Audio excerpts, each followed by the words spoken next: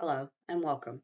Today we are going to learn about transversals and many different angle relationships, starting with complementary and supplementary angles, which you should have learned about in Math B. But to quickly review, two angles are complementary if the measures add up to 90 degrees, like in this picture. Similarly, two angles are supplementary if the measures add up to 180 degrees. We will see these terms many times in the future, so don't forget them. Moving on, we will discuss linear pairs, which are formed when a line intersects with a straight angle, causing the two angles to be supplementary because they add up to a straight angle, which measures 180 degrees. So, in this picture, if line AC is straight and thus forms a straight angle, then angles ABD and DBC are supplementary. Let's take a look at this familiar structure of two lines intersecting. Immediately, we can see two linear pairs of the top two and bottom two angles. However, there are actually four linear pairs here, because each angle is part of two, with each of its adjacent angles, vertical and horizontal.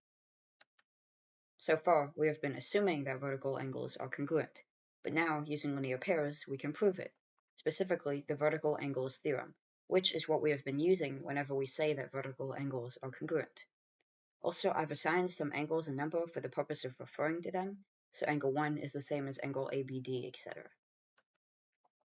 First, we can notice that angles ABD and DBC will be supplementary because they form a linear pair if lines AC and DE are both straight.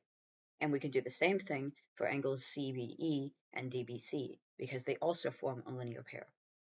Next, we can put that into two equations because we know that the angles are supplementary, so the measures should each add up to 180 degrees. Then we can notice that since the right side of each equation is the same, we can set the left sides equal to each other in a new equation. So angle 1 plus angle 2 equals angle 2 plus angle 3.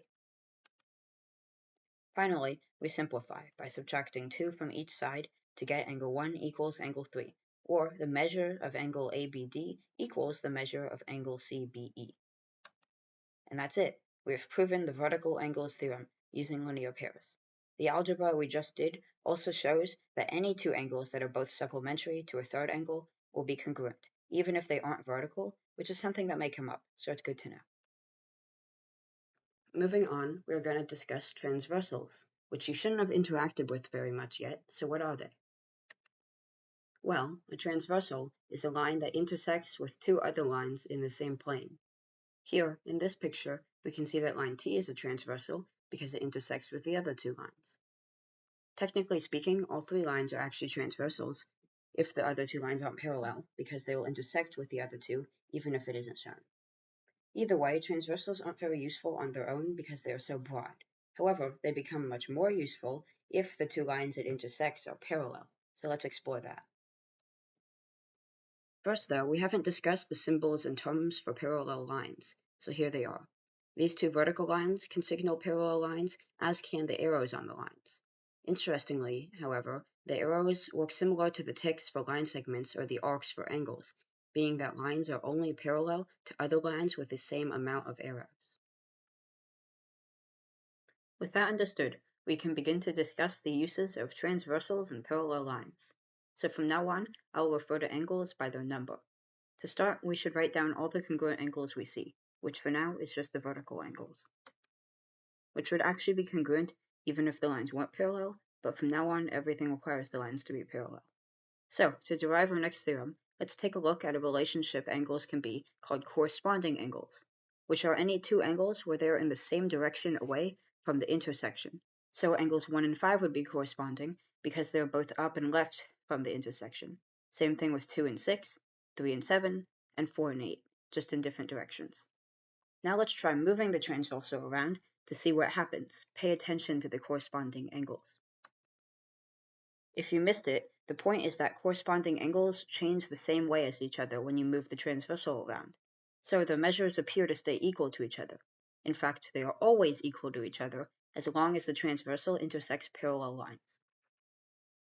And that is precisely what the corresponding angles postulate states. So just looking at the left side for a bit, we know that angles 1 and 5 are congruent, along with angles 4 and 8. So, using the transitive property of congruence, we can say that the four angles 1, 4, 5, and 8 are all congruent to each other. Using that same logic, we can also say that angles 2, 3, 6, and 7 are congruent. So we can see that when a transversal intersects with two parallel lines, it creates two sets, each with 4 congruent angles. Hopefully this diagram makes it more clear, because you will absolutely need to memorize this.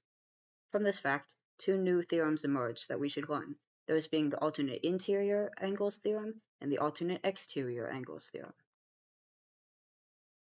To understand these theorems, we must first understand the different parts of the transversal. First, the interior, which is the area in between the two lines that the transversal intersects. Similarly, the exterior is the area outside of the two lines on either side. Now for the other part of these theorems, alternate angles are angles on different sides of the transversal, like 1 and 2 or 5 and 8.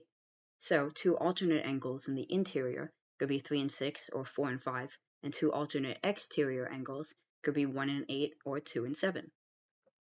These theorems, like the corresponding angles postulate, simply state that the angles they apply to are congruent if and only if the transversal intersects two parallel lines. We already discovered this with the corresponding angles postulate, but now when we want to refer to these relationships, we can use these theorems as a reference. So far, we have discovered the two sets of congruent angles in this diagram, but we know nothing about how two angles in different sets interact. To find out, let's start by noticing that angles 1 and 2 form a linear pair and are thus supplementary. Next, we can say that 1 is supplementary not only to 2, but also to the angles congruent to 2, because they all have the same measure.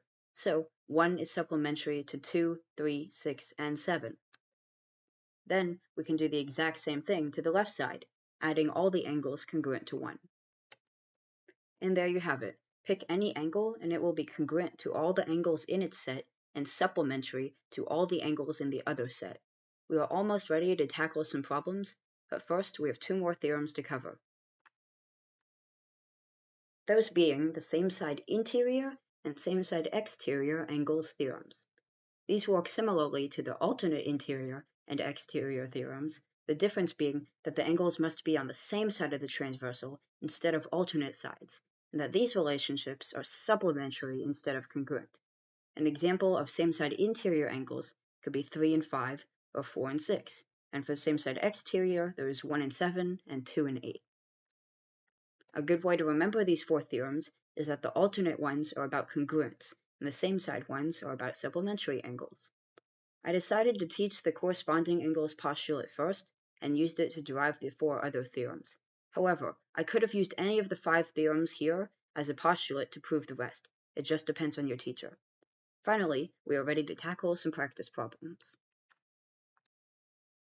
The first step to any problem with transversals is to identify the relationship of the angles you are given. In this case, we have alternate exterior angles, which are congruent.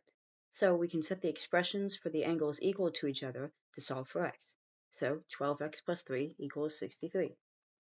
Next, to simplify, we subtract 3 from both sides and divide each side by 12, which leaves us with x equals 5 degrees as our answer. Same deal with this question. Angles 3 and 5 are same side interior and thus supplementary. So we can write an equation by adding the 2 expressions and setting them equal to 180 degrees. Then we subtract 4 degrees from each side to get 44x equals 176 degrees, and divide each side by 44, leaving us with x equals 4. Next, we plug 4 into the expression for angle 3, so 20 times 4 plus 5. Which, when evaluated, yields 85 degrees as our solution. Now, I would say that's all for this topic, but honestly that was a lot, so as always, feel free to rewatch as many times as you need to feel comfortable, because this topic will be very important in math too. Anyways, time to do some comprehension questions to review. Pause to try them out.